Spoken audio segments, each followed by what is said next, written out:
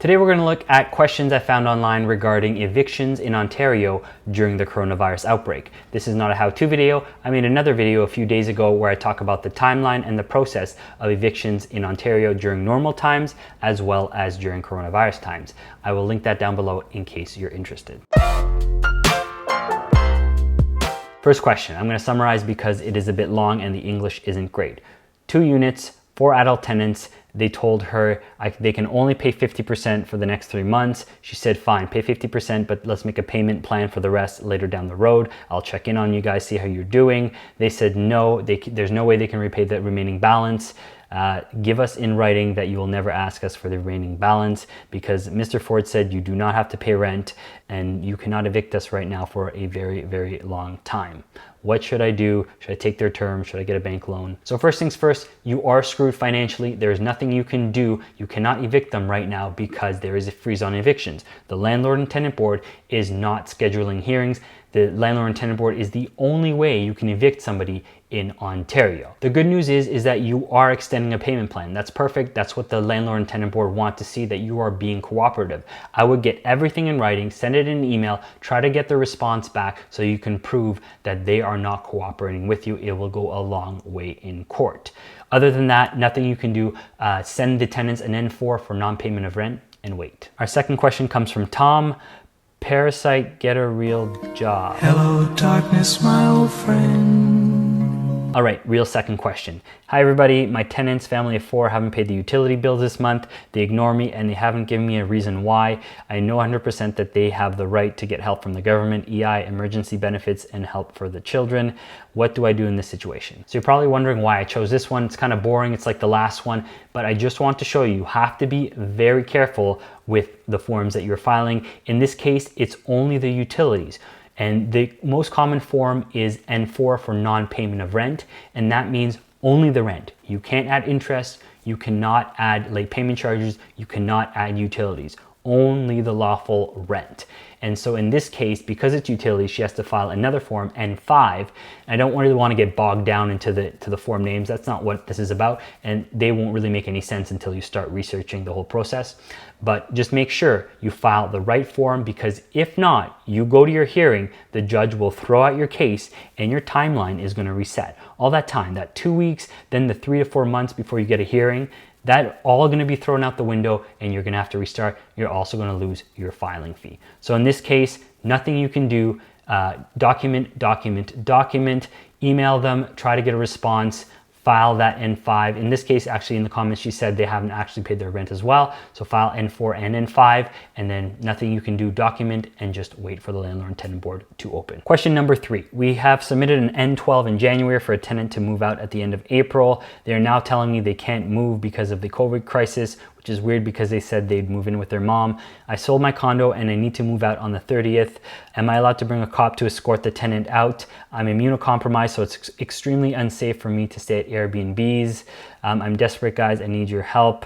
And they also say they're not going to be paying rent. So I read the comments. It was a bit confusing. I think this person owns 2 places. They have a rental place and their own condo. They sold the condo and now they want to move into that rental place, and the tenant does not want to move out, even though they have signed that paper months back saying, yes, I will move out. So the N12 is a popular form. You see it a lot in the media because landlords use it and abuse it. It basically says, hey, I want to move into my property, or a family member wants to move into my property. Please leave within 60 days. Then they raise the rents and then re-rent it to somebody else. So in this case, it seems to be legitimate, but there's nothing you can do because evictions are currently not happening. There are no hearings. And even if they were, this person could go to this hearing and say, hey, I want to dispute this eviction because it's not safe for me to move out. Chances are the Landlord and Tenant Board would agree to them. So again, nothing you can do but serve the tenants with the N4. You already have the N12. All you can do is wait. Question number 4. Situation, you bought a tenanted property with closing May 31st and the tenant supposedly vacating May 1st. proper N9 and 11 signed, but the tenant doesn't want to vacate by closing. Does the buyer have to close? So the answer to that is no, the buyer will not have to close.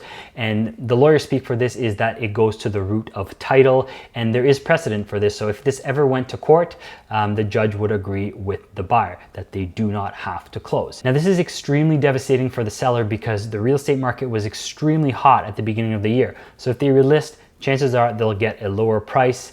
There's a lot more inventory available. Prices haven't cratered or anything, but there's a lot more options for those looking to buy, and a lot of people buying right now are looking for deals. Honestly, the best thing to do right now is just bribe them, offer a sum of money. If they say no, go a bit higher if you can. You know, that's the fastest way, that's the easiest way. I've heard people leave with 500 bucks. I've heard people leave for $5,000, and I've heard some people demand $25,000 to leave.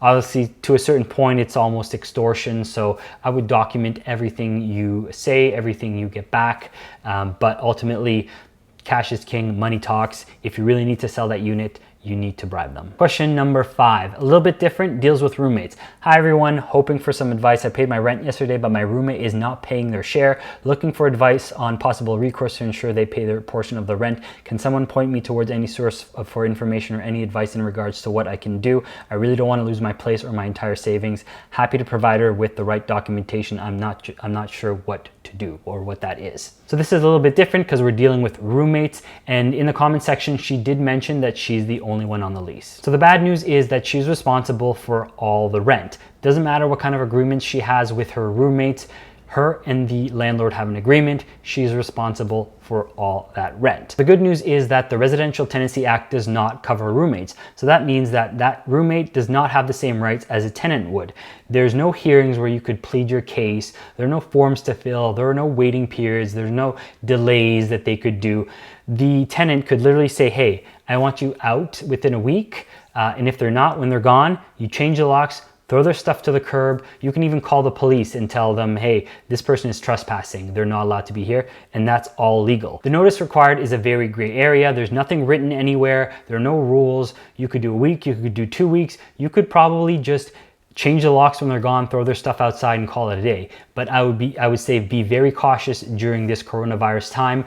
Box their stuff up nicely if they refuse to leave.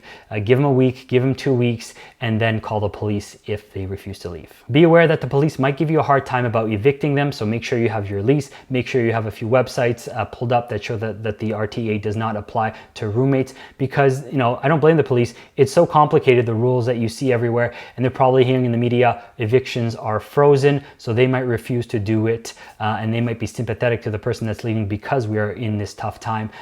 So if you're going to be firm, make sure you're prepared, make sure to stand your ground. Last question, question 6.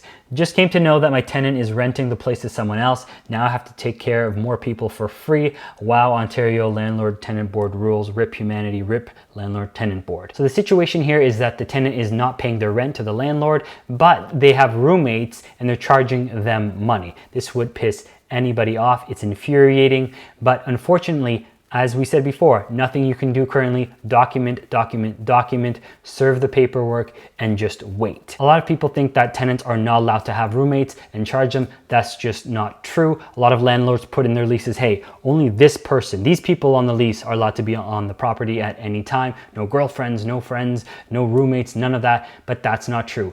Anything that goes against the Residential Tenancy Act is null and void. So anything like no pets, or you need to pay a deductible for damages, that's null and void, even though you see it in like 95% of leases. And the reason here is that you're renting to this person and it is reasonable enjoyment. They are allowed to have their friends over, to have their family over, to have a roommate over, to have somebody else over. And the roommate, you can charge for that. This person just needs to file the paperwork. So N4, serve the tenant with the N4, wait, document everything. Unfortunately, nothing you can do, like everything else. So while I was editing this video, I realized that I missed one important question. Here it is. What about we only offer short-term leases that are renewable every 28 days? Day 29, call the police, and no landlord and tenant board. So no, this is not true. The 28 days this person is talking about refers to Toronto's short-term rental bylaw. The Ontario Standard Lease Agreement does allow for daily leases. So the only thing you're gonna do here is you're gonna piss off the landlord and tenant board when it comes down to your hearing, and they will punish you for trying to avoid the rules. So that's it for this video. It's 2:30 a.m. I gotta go to bed. My eyes are bloodshot. I gotta wake up with the kids in like 4 hours. If I do see other questions out there, I might make a part 2 to this, but I don't know, because pretty much everything's the same thing. You can't evict. I should also mention that I'm not a lawyer and this is not legal advice. I'm a real estate agent, so if you are interested in purchasing property, please do reach out. Text, call, email, live chat on my website. Hope to talk to you soon.